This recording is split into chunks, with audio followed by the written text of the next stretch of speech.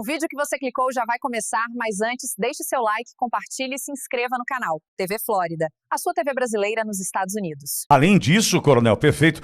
E além disso, tem a questão da operação para tentar tirar Maduro da Venezuela, passando pelo Brasil. Eu imagino que os Estados Unidos já deve ter tudo isso mapeado do ponto de vista, né, dessa relação da facção do PCC com Maduro, Venezuela, Maduro por aqui, usando das Forças Armadas, inclusive, né, pelo menos essa é a proposta era a proposta daquela operação. Enfim, eles têm tudo isso mapeado, né? Quem tá aí sabe do que está acontecendo aqui, Coronel. É verdade, você sabe que essa semana eu fui arguido por alguns jornalistas aqui dos Estados Unidos, principalmente de fala espanhola, sobre essa questão dessa operação. E o que eu disse para eles foi o seguinte: eu não tenho mais contato com os altos comandos das Forças Armadas, mas o que eu trago de experiência me diz o seguinte, Pitoli: eles, de certa maneira, foram ludibriados, caíram numa armadilha no que diz respeito ao transporte da Nadine Heredia do Peru ao Brasil, naquela operação que foi utilizado um KC-390, uma aeronave que o Brasil tem no estado da arte, que é multifunção, como o próprio Alexandre Garcia falou ainda agora, poderia ter sido vendida para Israel e para vários países na configuração de reabastecimento em voo. É uma aeronave fantástica, mas e que é considerado, inclusive, o grande substituto do Hércules, que é uma aeronave que tem o C-130 em todos os países. E essa aeronave nossa, da Embraer, da Força Aérea, foi utilizada para resgatar uma condenada no Peru, esposa do ex-presidente do Peru, que foi condenada em várias instâncias, numa história muito parecida com o Lula e com também, não podemos esquecer, da Cristina Kirchner na Argentina.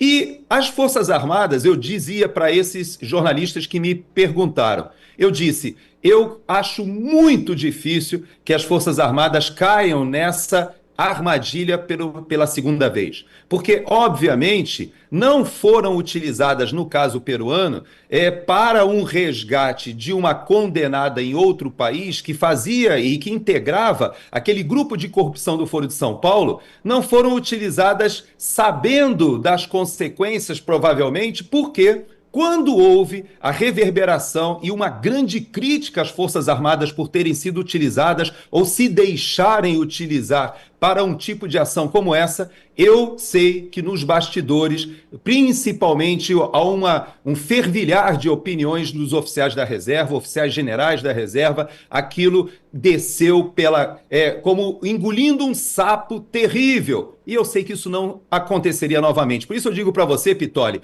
que se houve realmente essa iniciativa, que não sabemos, né, isso foi meio abafado, se o ministro da Defesa foi consultado, eu tenho certeza que os comandantes de força não entrariam numa operação insensata de utilizar os nossos forças especiais ou utilizarem talvez uma estrutura da Marinha do Brasil para fazer ali uma rota de fuga para o ditador Nicolás Maduro. Uma coisa eu sei, a cúpula da Venezuela hoje já se encontra em várias rotas de fuga planejadas. Existe uma rota já muito conhecida que passaria pela República Dominicana, por Cuba e que depois chegaria à Turquia para finalmente chegar à Rússia. Há uma negociação, eu tenho certeza que essa negociação já está acontecendo, mas eu queria te alertar a dois aspectos, já que você citou a Venezuela, Pitoli. Hoje é aniversário do presidente da Venezuela e eu quero deixar aqui registrado as minhas orações. Mas não é o Maduro, como alguém talvez precipitadamente pense, que o Maduro não é o presidente da Venezuela. Nós estamos falando de Edmundo González, que foi eleito, é o presidente legítimo da Venezuela, faz aniversário hoje. E o segundo aspecto que eu queria lembrar para a nossa audiência é que quando a gente está nesse momento de tentar achar uma solução para o Brasil, nós não podemos esquecer que também na Venezuela houve várias tentativas de achar um centrão ali também, de articular com o establishment e tentando vislumbrar uma oposição que, na verdade, não existia, uma falsa oposição. E a gente tem que ter cuidado. Eu vi uma declaração do Henrique Capriles, ele, inclusive, fez uma entrevista para a BBC, dizendo que ele é contra essa ação militar de intervenção na Venezuela, que ele é a favor do diálogo e que acha que deveria haver mais negociações, mas os Estados Unidos, agora com o presidente Trump em seu segundo mandato, ele não cairá mais nessa falácia. Isso já aconteceu no primeiro mandato e principalmente durante o governo Biden, foi feito aquele acordo que o Brasil participou ali em Barbados, tentando trazer a Venezuela por uma saída institucional democrática, e na verdade aquilo foi um engodo. E o presidente Trump já rotulou o Nicolás Maduro não somente como um ditador, mas como um narcoditador que está à frente de uma organização terrorista que coloca aqui nos Estados Unidos toneladas de entorpecentes, não mais só cocaína. Hoje já existe uma articulação muito grande com os cartéis mexicanos. Esta semana nós tivemos um grande líder, né, El Mayo, que foi, ele se declarou culpado aqui numa negociação muito parecida com o que a gente viu ali com o El Podio Hugo Carvajal, que também se declarou culpado. Todos eles deram muitas informações sobre os cartéis mexicanos e ligações com os cartéis venezuelanos. Então, hoje, é considerado um ponto pacífico que Nicolás Maduro e a cúpula a seu redor, Padrino e Cabello, todo esse grupo que está ao seu redor hoje, que não é um grupo pequeno, com os familiares, vários desses familiares, inclusive, já deixaram a Venezuela para locais mais seguros. Eles sabem que é só questão de tempo, Pitoli. Os Estados Unidos não gastariam esses milhões de dólares na operação militar que está sendo feita, de um cerco naval. Há muita especulação sobre uma operação de forças especiais que fariam a captura e a extração do Nicolás Maduro em uma operação pontual, mas já há um general venezuelano que foi preso essa semana, um general da cúpula realmente das Forças Armadas, que já se mostrou simpático com a ideia de realmente promover uma transição. E não podemos esquecer que houve várias declarações essa semana que a gente viu partirem da Venezuela, da oposição na Venezuela, já esperançosa de que a transição ocorra, já começa a fazer planejamentos, inclusive, de uma Venezuela que estabeleça relações com os Estados Unidos e aproveite essa aproximação ali e o próprio investimento que os Estados Unidos poderiam fazer para reerguer e talvez ter uma experiência parecida, né, Pitoli, com o que a gente viu na Argentina.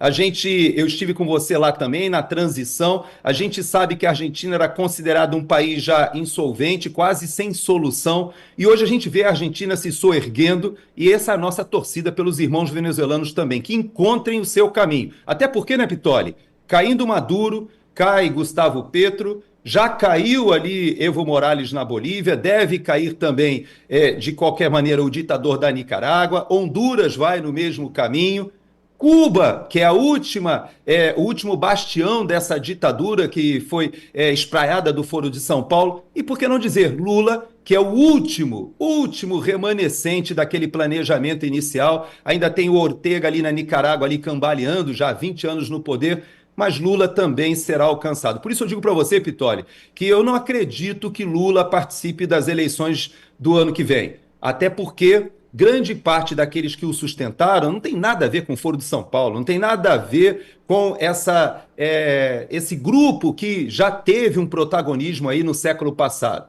Quem o sustentou aqui do governo dos Estados Unidos, o governo Biden, é um grupo de um neomarxismo, um grupo que é muito mais eixado naqueles grandes metacapitalistas. Do próprio filho do Soros esteve no Brasil, está articulando. E aqui nos Estados Unidos, Pitoli, muita gente do Partido Democrata que ainda sonha com a derrubada do Trump, diz que o Brasil pode ser esse laboratório que demonstre que sim, há como resistir a esse movimento conservador, talvez dito como populista, soberanista, alguns dizem nacionalista, e na verdade nós sabemos, né, Pitoli, que grande parte da Open Society, de todos esses grupos do George Soros, eles defendem acabar com aquele conceito do Estado-nação, ou seja, esse papo de soberania que muitas vezes as pessoas falam agora, na verdade foi algo que foi, de certa maneira, dilapidada, atacada nas últimas décadas por esses grupos ditos progressistas que entendem que o mundo todo deve ser governado por um governo central que deve saber o que é melhor para todo mundo, seja na área da ecologia, energia, comércio,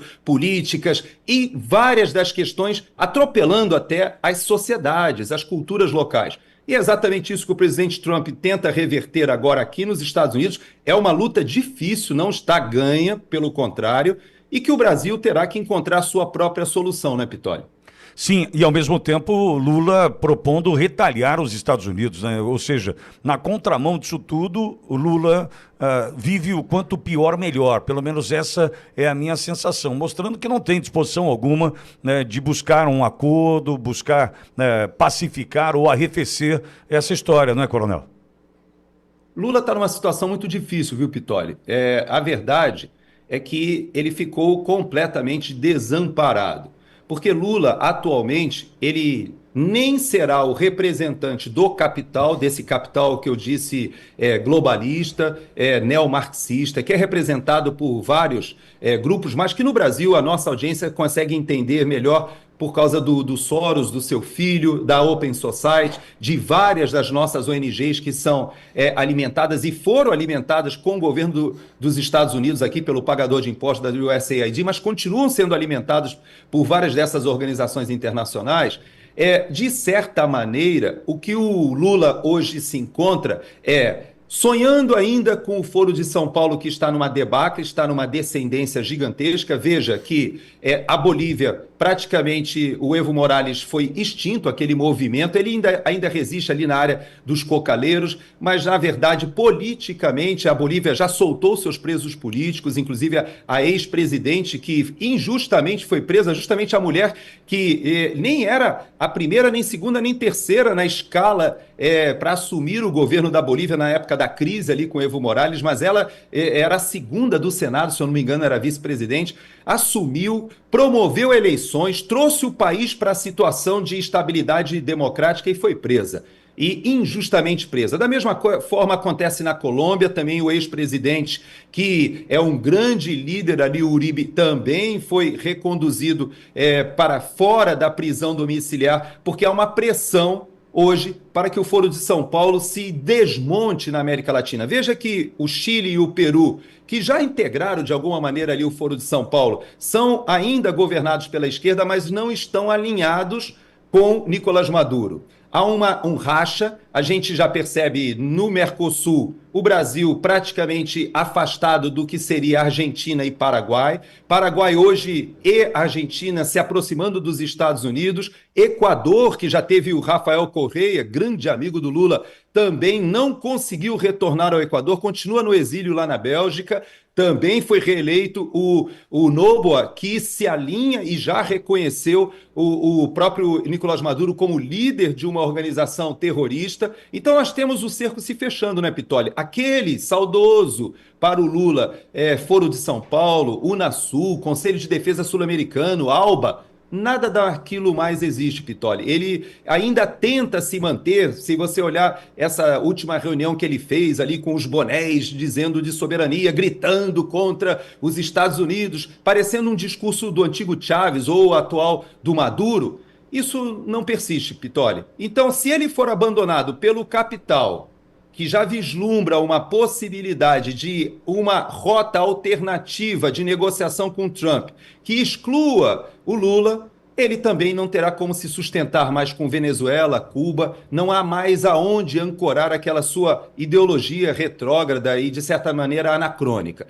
Então, eu creio, viu, Pitoli, que o Lula está com seus dias contados, mas nós temos outro problema. Nós temos o Supremo Tribunal Federal hoje, que é, na minha avaliação, o grande nó que nós precisamos desatar para que a gente retome algum tipo de possibilidade institucional. Há muita gente que não acredita que o Brasil tem ainda uma solução institucional, mas nós não desistimos, né, Pitoli? Aqui permanecemos acreditando, sim, que com essa ajuda, pressão talvez dos Estados Unidos, o bom senso possa ser restabelecido. E essa linha que o Lula adota do quanto pior melhor, ou seja, de querer, de fato, que a estrutura econômica colapse no Brasil para que ele possa aí promover algum tipo de proposta populista no meio do caos, eu creio que a gente não cai nessa da segunda vez não, viu, Pitoli? Acho que a gente aprendeu ali com a Dilma, aquele Lula 2, Dilma 1, que afundou o Brasil economicamente com a pior crise econômica, eu creio que da história